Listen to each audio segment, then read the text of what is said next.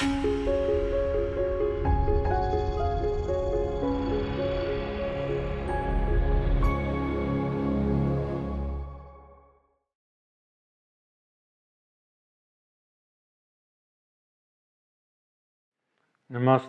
ladies and gentlemen.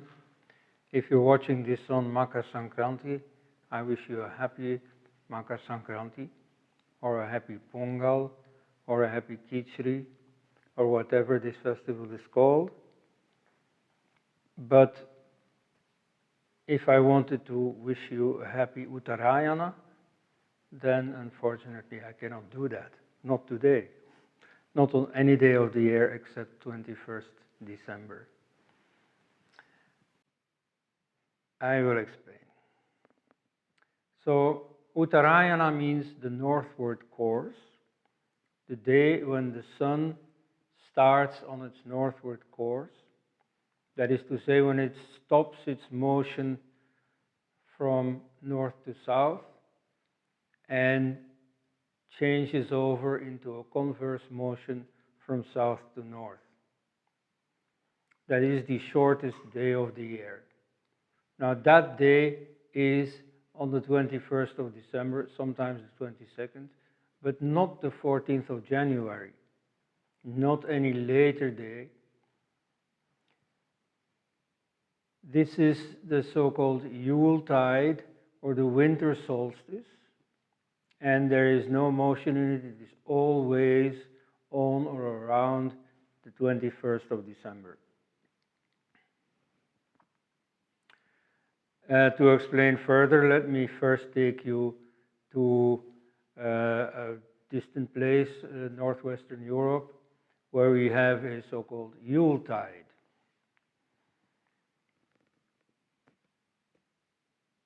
On the Christian festival of Christmas, there are some reminiscences of the ancient pagan festival of Yuletide, because they hijacked it and renamed it Christmas inaccurately, a few days beyond or a few days later. But nevertheless, it's essentially the same idea. It's the idea of the rebirth of the sun, which is then applied to Jesus when he was born. But originally it is the rebirth of the sun that is celebrated, when the sun is coming back and when the days are becoming longer. There is, for example, a famous song that calls us to join the ancient Yuletide carol, fa la la la la la la la la.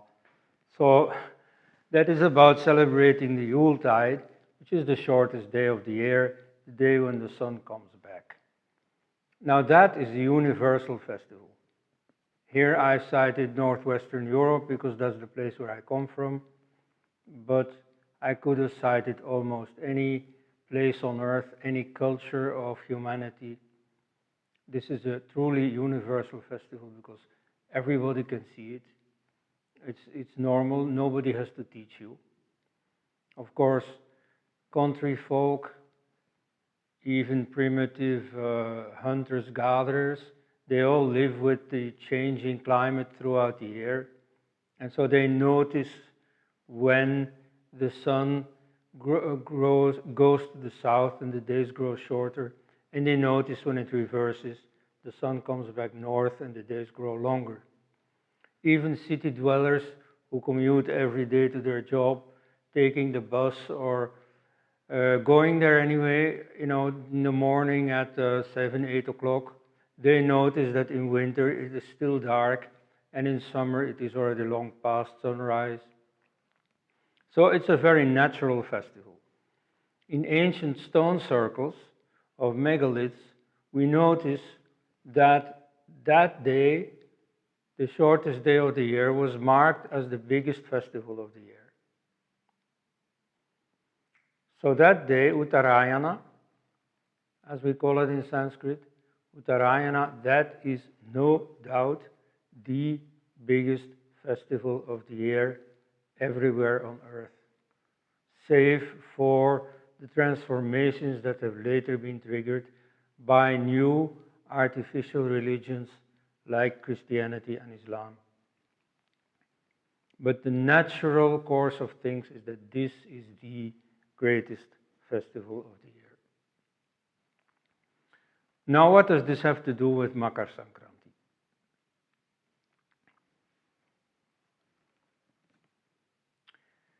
For that, I will have to explain something about astrology,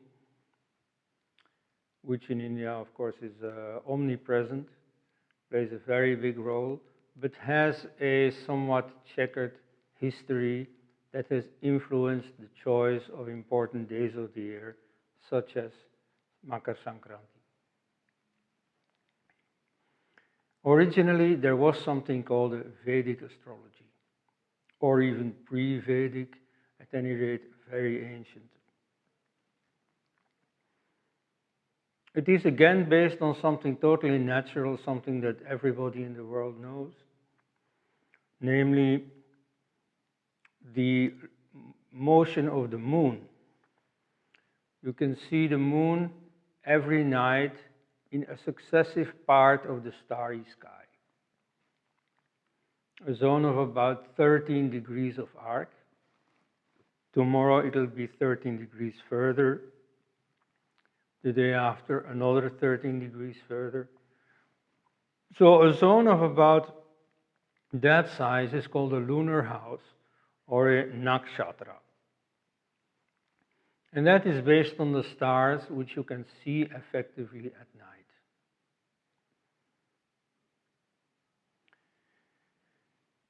So that was there in China, the Xiao, 28 in number, in Arabia, the Manazil, and so here in India, the Nakshatras. That system was sometimes used to determine auspicious times. Now, you may or may not believe in that, but at any rate, ancients did believe in that, and so they decided the time when they should start building a house, the time when they should plan a battle in war, or the time for a wedding, on when the moon was or was not in a lunar house deemed auspicious. There is one remainder of this in modern India till today.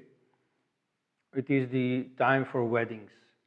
They are astrologically determined, and so if you need to rent a brass band to liven up your party, or if you need to rent a tent to keep the sun a little bit out, then you will have times when they are more expensive because everybody wants them, and you will have times when they more or less throw them at you because nobody wants them.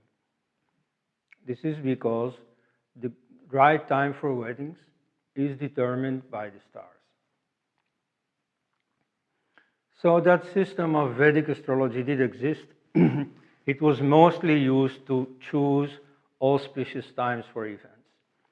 There was no individual horoscopy. They did not describe the probable fate or destiny of some newborn, as they have been doing since about 2000 years. Now that system is a totally different system. It's unrelated to Vedic astrology. It came after Alexander came to India. Alexander first, before he came to India, conquered Babylon. And Babylon is where individual horoscopy originated. The oldest horoscope is, or the oldest horoscope known to us, is from 410 before Christ.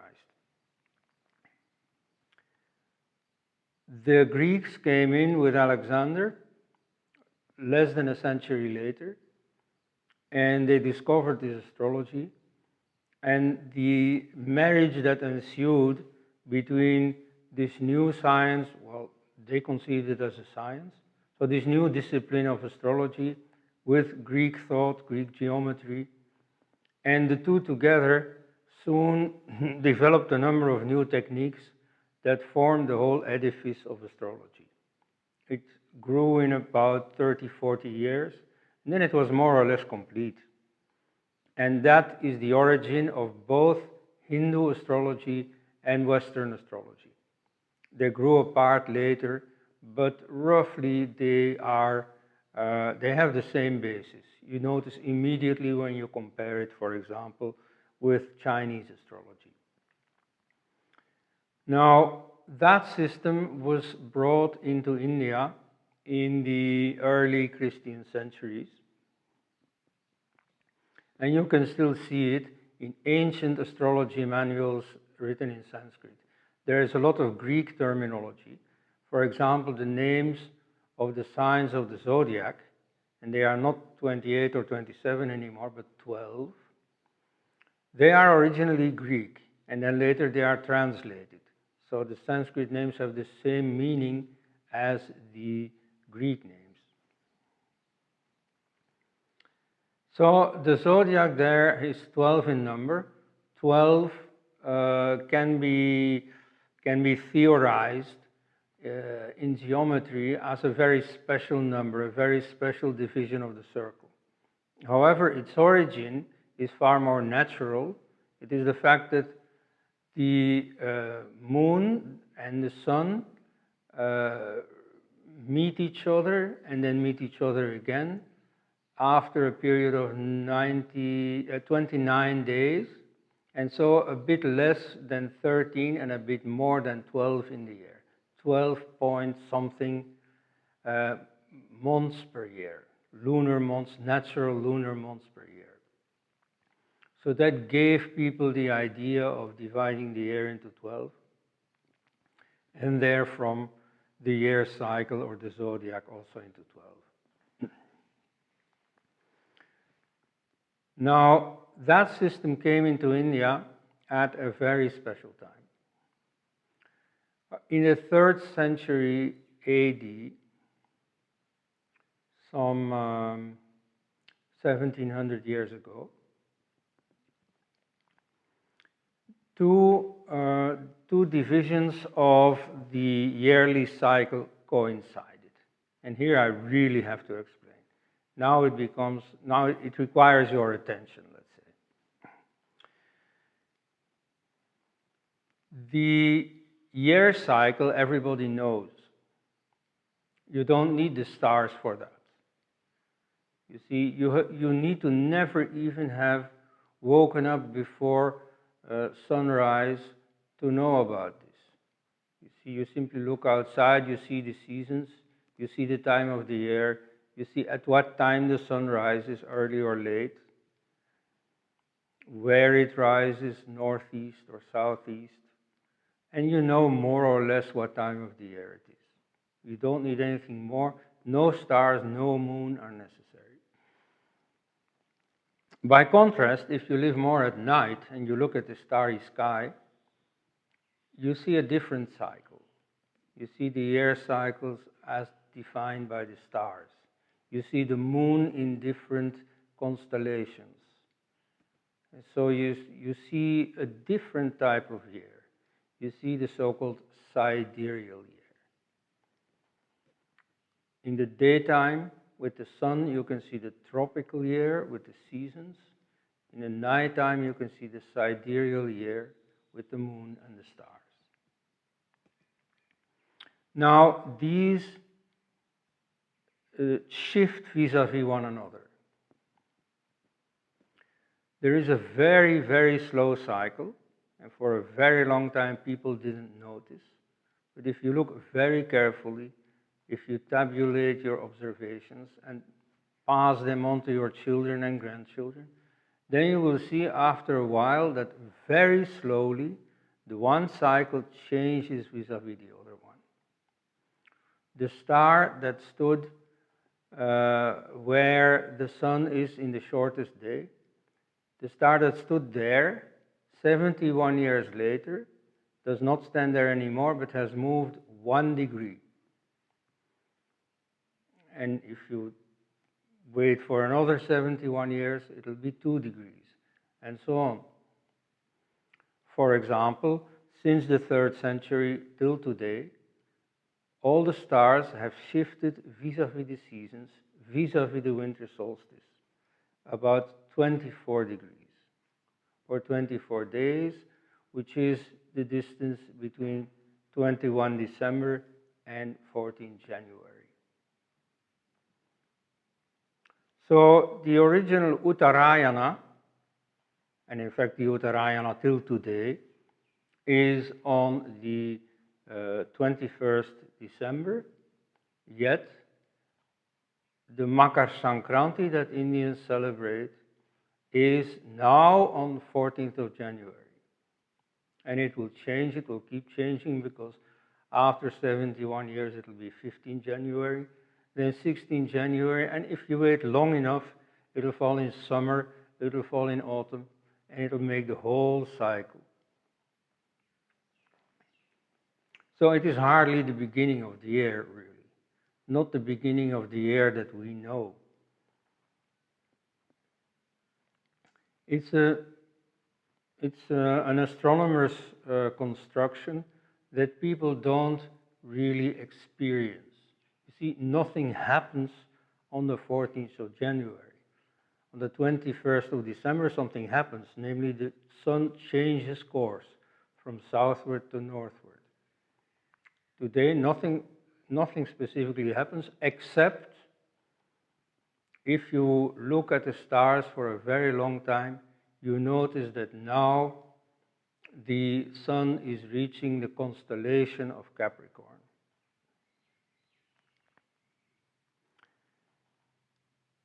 Capricorn is conceived originally as the sign marking the winter solstice.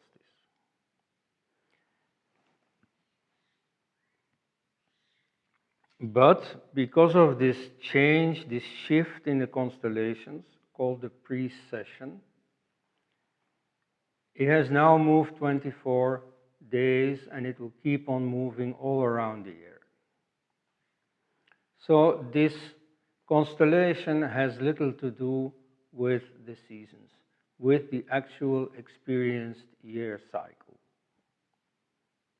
However, originally they coincided, and the signs were given a symbol that had a meaning. You see, Capricorn signifies the mountains, the arising of the mountains from the sea, the way that the Himalaya, for example, has increasingly become higher and higher. So the mountains are the borderline in nature, are the borderline between two valleys. From there you can see the valley where you come from and the valley where you are going to descend into. It marks borderlines. And so similarly here it marks the borderline between the years. So it is New Year. It is a natural symbol for the New Year. Whereas in the middle of the valleys you find the river, and the sign of the surface of the river water is Cancer. So that is in the middle of the year, that is unaware of the borderlines between the years.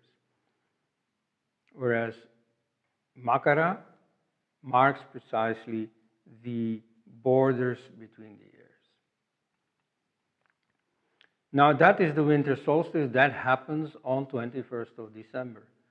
So the choice of Makara Sankranti as moving throughout the year and falling at present on 14th of January is, in my opinion, a mistake. And the mistake has this cause. Because of the Vedic zodiac, which moves with the constellations, there was in India an attitude of linking stellar phenomena, of linking astrology with this moving zodiac. Moving zodiac, which incidentally in India they call the fixed zodiac.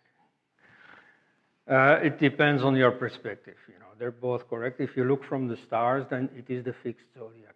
If you look from the Earth and the seasons on Earth, then it is a moving zodiac, and the tropical zodiac is the fixed zodiac. Anyway, let's not quarrel over the terminology, but the stellar zodiac moves around the year, and so the whole symbolism moves with it. For example, the sign that marks the spring equinox, Aries, is a sign of dynamism, of initiative, of beginnings, which is a logical choice at that time of the year. That will end up in summer, it will end up in autumn, it will end up in winter. So again, you see that symbolism gets totally confused by following these constellations. It's more logical to tie them to the seasons, where they are meaningful. However, around the time of the 3rd century AD, we see the two of them coincide. It just so happens that Makar Sankranti coincides with the winter solstice. Then it does less and less so. But it is precisely at that time that Indian astrology is created, that Indians take to using the 12-part Hellenistic or Babylonian zodiac. And so there arose gradually a certain confusion between the two.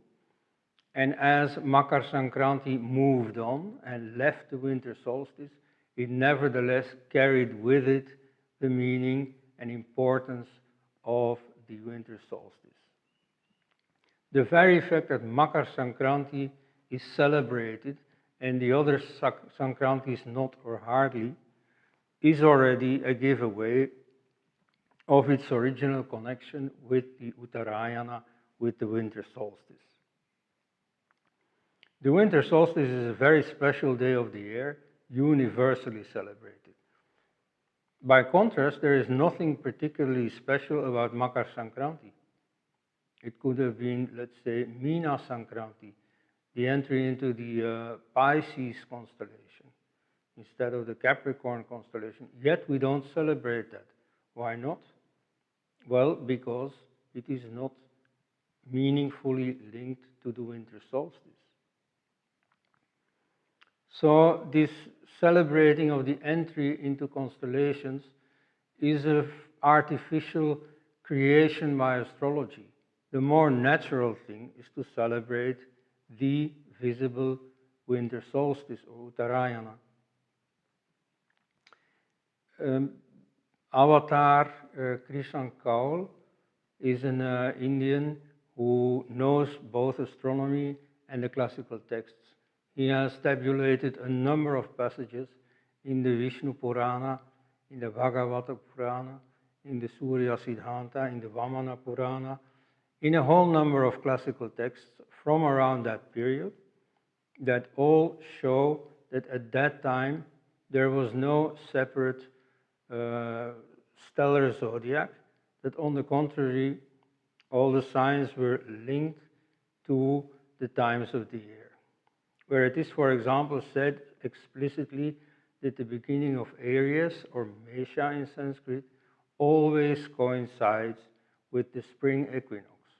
That similarly, the beginning of Makara always coincides with the winter solstice. And there is no exception to this. There are at that time not yet any Sanskrit authors that claim that the great stellar festivals move through the year. But then you see, when the two started separating, when Makar Sankranti was removing itself further and further from the winter solstice, a choice had to be made. And the logical choice, initially also made by the relevant authors, is to tie it to the seasons, to keep Makar Sankranti on the winter solstice day. By contrast, later on, more and more, people will start moving with the stars, leaving the seasonal points behind, and celebrating Makar Sankranti on the 23rd of December, the 30th of December, the 10th of January, and now the 14th of January. But in my opinion, that is essentially a mistake, an understandable mistake, but perhaps a mistake that, with our knowledge of today, we should rethink. And effectively, there are movements in India, among the very few who practice astronomy and astrology, who do want to reform this and who want to bring all the festivals in line with the tropical zodiac, and who want to celebrate Makar Sankranti on the 21st of December. Now, it is not for me as a foreigner, as an outsider, to say what Hindus should do. And I understand that there will be a lot of resistance against this because, you know, this is a traditional event. It has always been like this. People can't remember anything else. So they are very attached to it. And I wouldn't want to deprive people of such important events that they are attached to. Nevertheless, for theoretical purposes, I should say that it would be correct to move back to the winter solstice to celebrate this day. Whether it also follows that all festivals should be moved accordingly, now that is another question. For example, the Guru Poornima, or Vyasa Poornima, is celebrated on the full moon in about July, but it is tied to a constellation. And maybe it was meant to be like that. This should be researched. But so it is not tied to any seasonal event. It is tied to a stellar event, to the specific position of the moon in a specific constellation. Now that does move through the air.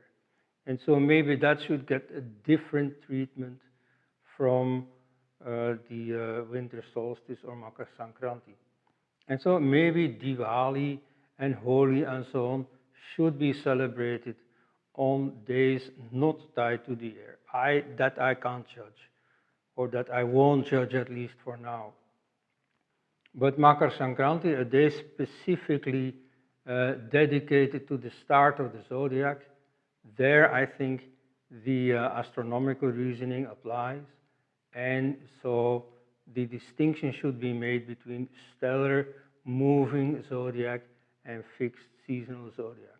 And there, in my opinion, a choice should be made for the fixed seasonal zodiac. And Makar Sankranti ought to be really celebrated on the 21st of December. I wouldn't have reflected on this question if I hadn't seen on Indian TV a Western-clad three-piece suit type journalist saying in all seriousness, today, 14th of January, we are celebrating the shortest day of the year. Now that is a really sorry confusion. It shouldn't be there. We are not celebrating the shortest day of the year. We are celebrating the entry of the sun in Capricorn. And so that should be distinguished, and it would be better to clear up the confusion once and for all and celebrate the Uttarayana instead. At least that is my opinion. Otherwise, find out for yourself. Thank you.